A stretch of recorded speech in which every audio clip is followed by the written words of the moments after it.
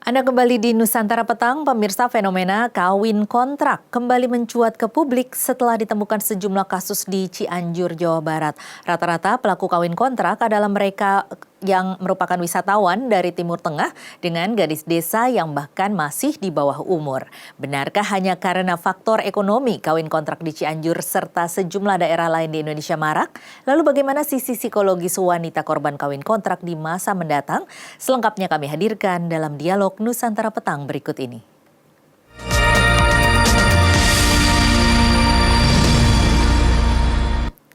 Saat ini narasumber saya adalah seorang psikolog, Mbak Oriza Sativa. Selamat sore, Mbak Oriza.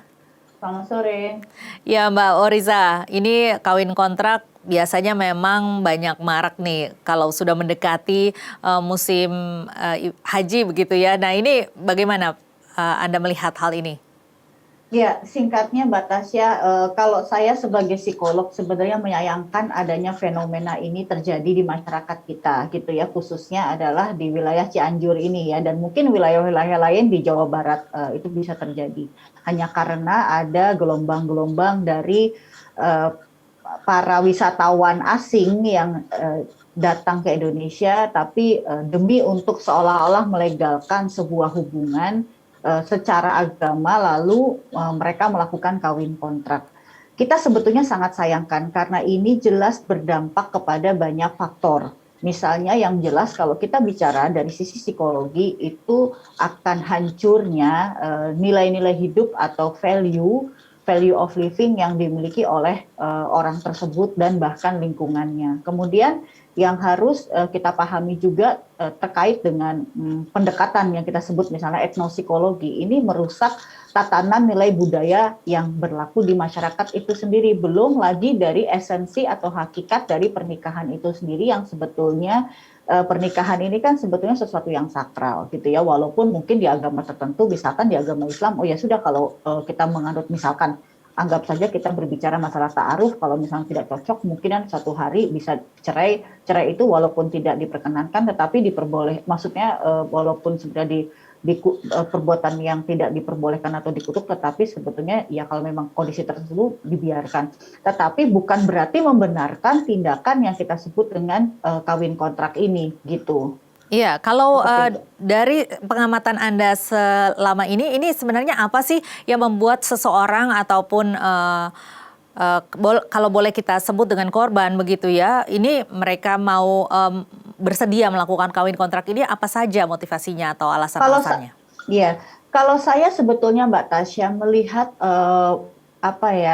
karakter si korban, kita sebut sebagai korban karena kemungkinan orang-orang yang menjadi pelaku atau pasangan dari orang yang maksudnya yang menikah siri ini ya, orang-orang Indonesia, perempuan-perempuan Indonesia ini jelas sepertinya kalau menurut saya tinjauan demografinya mereka itu sosok perempuan yang tidak berdaya dan kemungkinan adalah low educated gitu ya, tidak berpendidikan yang tinggi, kemudian figur yang tidak berdaya dalam arti kata mungkin tingkat sosial ekonominya juga rendah sehingga butuh pertimbangan-pertimbangan ekonomi. Kemudian juga kondisi-kondisinya adalah ketidakadanya pengetahuan dan pengalaman tentang bagaimana hidup yang sebenarnya terkait dengan konteks-konteks pernikahan itu seperti apa.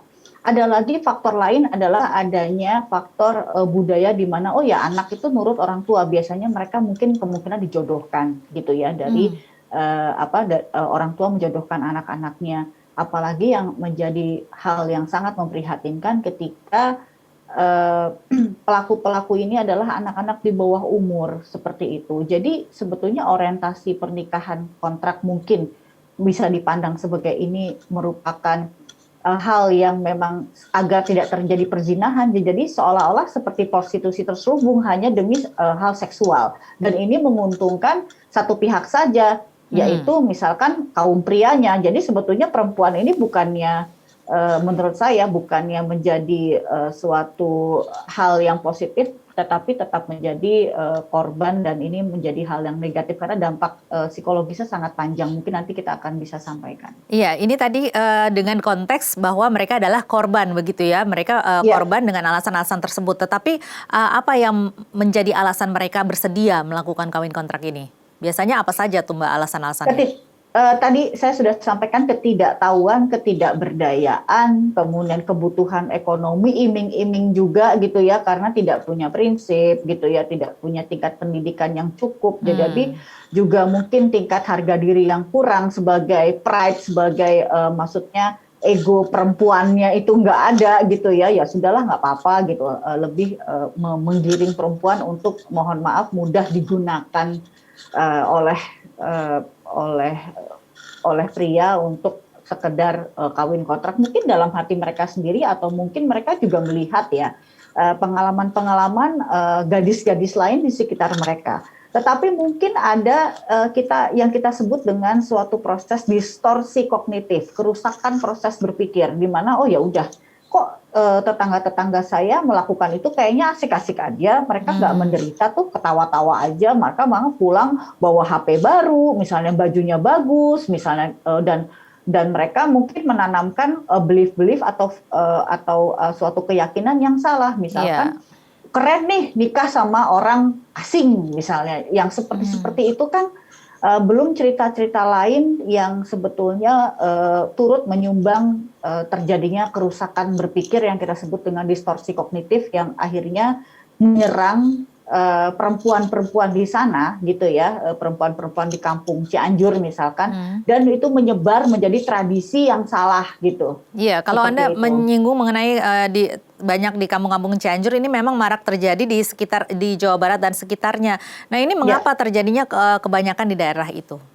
Karena sebetulnya kan teori psikologis dasar ya, ada suatu stimulus, ada respon kan gitu.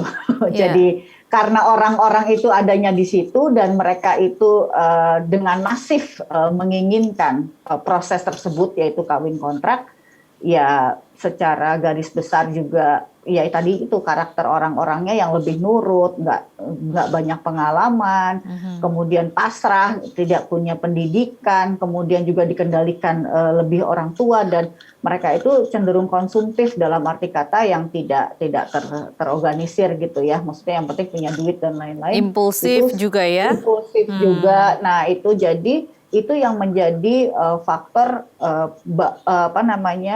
kawin kontrak ini bisa bertahan dengan mulus di area-area itu. Mungkin kalau di tempat lain belum tentu. Misalkan kawin kontrak di Jakarta mungkin for some extent untuk tingkatan tertentu ada 1-2, tapi tidak semasif ketika harus di perkampungan atau di Cianjur ini. Kalau saya rasa seperti itu. Tadi ada menyebutkan juga kurangnya ego perempuan begitu. Apa yang menyebabkan seseorang sampai memiliki ego perempuan atau seorang perempuan memiliki ego yang kurang? Bahwa sebetulnya perempuan itu juga, kalau menurut saya, kita juga punya ego perempuan loh, untuk disayangi, untuk dimiliki, ya kan, untuk dihargai, untuk ego untuk punya hubungan dengan penuh makna, penuh syarat dengan nilai-nilai kehidupan. Kalau misalkan ini jatuhnya kawin kontrak, kemungkinan pasangannya juga belum tentu perempuan ini adalah satu-satunya, itu satu. Belum tentu juga pasangan ini sebetulnya betul-betul serius, dua. Belum tentu juga pasangan ini menikahi atas dasar cinta. Belum tentu juga pasangan ini dinikahi atas dasar selamanya. Jadi hal-hal semacam itu kan sebetulnya digugurkan dalam konteks pernikahan kontrak ini, sehingga itu yang menurut saya perempuan-perempuan ini sejujurnya hanya dapat uang, ya dong, gitu ya, dan mungkin kenikmatan lah, artinya mungkin dikasih fasilitas, makan enak, baju bagus, jalan-jalan, tetapi ego perempuannya hancur, sudah hilang, sejalan dengan tidak adanya atau tidak terbentuknya value-value atau nilai hidup yang baik.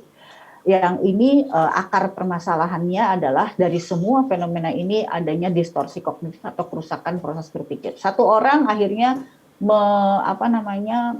menelurkan atau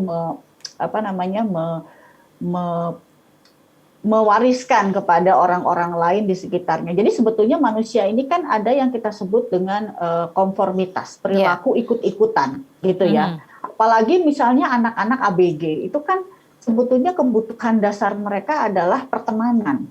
pengalaman, keasikan, dan pada usia-usia psikologis anak-anak, misalkan kita sebut usia 12 sampai 21, itu kebutuhan utamanya adalah sebetulnya uang. Mereka itu sudah mulai konsumtif di usia-usia itu. Jadi dengan hal ini seperti kayak panci ketemu tutup, mereka udah klop aja gitu, diiming-imingin uang, udah nggak apa-apa deh gitu ya. Jadi kerusakan proses berpikir yang tadi saya bilang adalah tentang makna dari sebuah perkawinan yang sakral, di mana yang kita sebut sebuah pernikahan itu dibutuhkan adanya adaptasi, kompromi, penyesuaian, sharing, caring, loving, itu kayaknya sih. Ini yang tidak ada di mereka ya, pemahaman ini yang tidak ada, pemahaman yang salah. Kemudian juga ego perempuan yang tidak ada, konsep diri yang sangat rendah. Ini siapa yang sebenarnya bertanggung jawab? Nanti kita akan lanjutkan lagi dengan pembahasan di segmen berikutnya, Mbak Oriza. Tetapi kita harus jeda dulu. Pemirsa, tetaplah bersama kami. Dialog Nusantara Petang akan kembali sesaat lagi.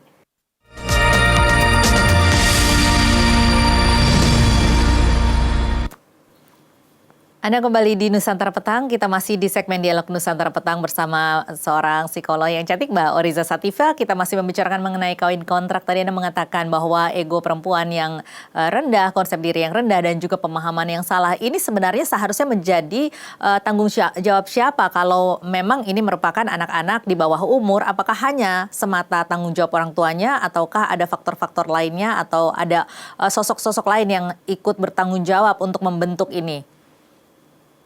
Ya, ngomong-ngomong soal ego perempuan, tapi mungkin mereka juga tidak perlukan itu. Kalau memang yang tradisi yang sudah terlanjur berkembang di sana adalah mereka itu hidup demi uang, uang, dan uang, ya terus buat apa kita bicara mengenai ego perempuan? Jadi sebenarnya segala sesuatu value itu tergantung dari di mana kita berpijak gitu. Jadi kita juga nggak bisa menganggap bahwa ini suatu kesalahan gitu, bahwa di suatu wilayah di Indonesia, yaitu di Cianjur, bahwa perempuan-perempuannya itu hidup tanpa ego perempuan. Sebenarnya ya sebetulnya kita tidak bisa gitu menyamaratakan semua value itu bagi semua wilayah kehidupan kita gitu ya, karena masing-masing tempat punya budaya, punya tradisi, punya value-value yang masing-masing gitu. Jadi kalau saya rasa memang di Cianjur ini sudah terlanjur berkembang budaya konsumtif gitu ya. Kemudian mereka juga mengutamakan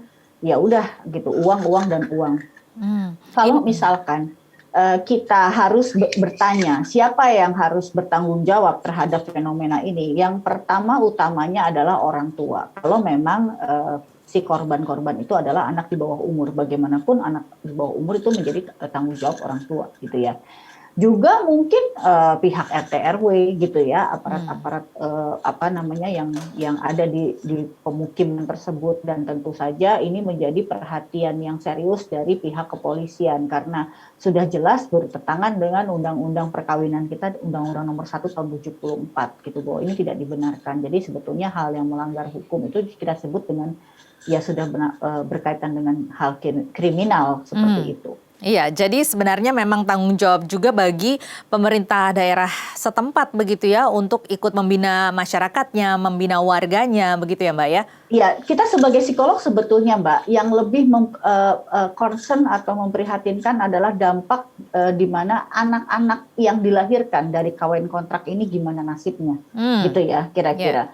Jadi kemungkinan mungkin si laki-lakinya sudah pergi pulang ke negaranya, dan anak ini dibesarkan tanpa kasih sayang orang tua, dan yang lebih mengerikan lagi kalau menurut saya bahwa anak ini dibesarkan tanpa kesiapan mental dari ibunya, gitu loh, ya kan? Nah, dan ini kalau dibiarkan pun karena ibunya juga sudah sudah terdistorsi kognitifnya bahwa ini nggak apa-apa, dulu ibu juga istilahnya melakukan kawin kontrak, nggak apa-apa juga. Nanti anaknya juga akan dididik untuk melegalkan hal semacam ini. Jadi seperti lingkaran setan nggak selesai-selesai gitu. Jadi memang harus disudahi tradisi yang seperti ini dengan cara mungkin ada regulasi dari pemerintah untuk adanya wisatawan-wisatawan yang ada di wilayah-wilayah tersebut.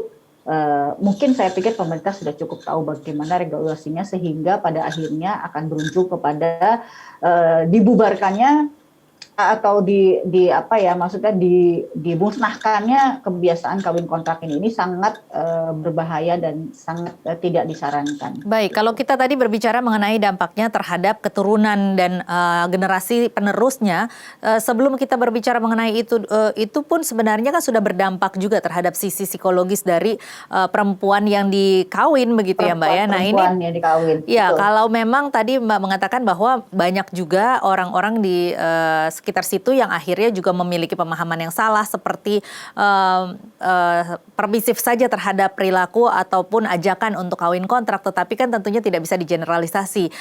Iya, kalau perempuan tersebut setuju. Ada yang mungkin tidak setuju, tetapi karena memang akhirnya masih di bawah umur, kemudian juga nurut saja kepada orang tuanya. Nah, ini bagaimana dampaknya jatuhnya secara kawin psikologis? paksa Iya. jatuhnya kawin paksa. Mungkin juga mohon maaf, ini juga ada hal-hal pelanggaran lain yang kemungkinan ada juga nih. Misalnya child trafficking, woman trafficking, ya kan, terus kemudian mohon maaf perbudakan mungkin gitu, terus kemudian pelanggaran hak asasi di mana anak-anak ini tidak mau menikah lalu dipaksa untuk menikah. Hal-hal semacam ini tuh sebetulnya dampaknya lebih panjang. Belum lagi misalkan pengabaian anak, ya kan, ignorance child itu pengabaian anak, terus kemudian belum lagi anak-anak yang misalkan dari sisi kesehatan fisik ya, misalkan anak-anak yang misalkan kemungkinan tumbuh tidak dengan gizi yang baik karena memang mungkin tidak diharapkan, kemungkinan bayi lahir cacat dan sebagainya. Karena saya orang medis, mungkin saya harus pertimbangkan juga soal-soal, jadi nggak segampang itu. Baik. Jadi ini dampaknya. Kalau untuk perempuannya sendiri yang dikawin kontrak begitu, ini kan hanya dalam jangka waktu sementara saja atau beberapa bulan saja, ataupun kalau paling lama beberapa tahun begitu ya. Tetapi kemudian kan ada yang namanya waktu putus kontraknya begitu ya Mbak ya. Dan kemudian ia harus menikah kembali kepada mungkin lelaki pilihannya, begitu pasangan yang merupakan pilihannya. Nah ini bagaimana dampaknya nanti terhadap kehidupan rumah tangganya ke depan? Yang harus kita cermati juga bahwa pelaku-pelaku dari kawin kontrak ini, si perempuan-perempuan ini tidak semuanya bahagia loh, gitu ya. Ada juga orang-orang yang tadi Mbak Tasya bilang, ada yang juga terpaksa, ada yang juga nggak tahu ketika sudah menikah hanya terkaget-kaget dengan arogansi laki-laki, dengan dominasi laki-laki, dengan mungkin kekasaran yang terjadi. Itu kan kita tidak bisa anak-anak ini kan tidak bisa prediksikan karena mereka juga nggak pernah nikah, gitu kan, mereka nggak tahu gitu ya.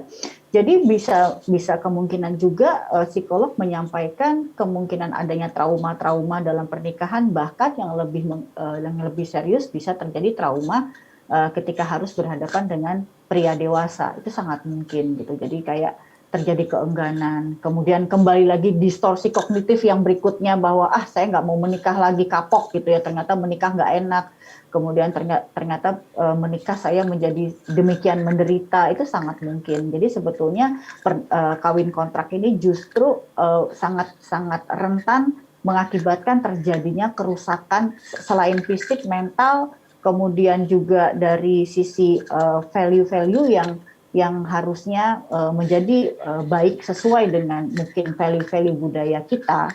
Adat ketimuran bisa menjadi rusak, jadi banyak dampaknya. Gitu. Belum lagi anak-anak yang dilahirkan tanpa kasih sayang, tanpa persiapan, tanpa edukasi yang cukup.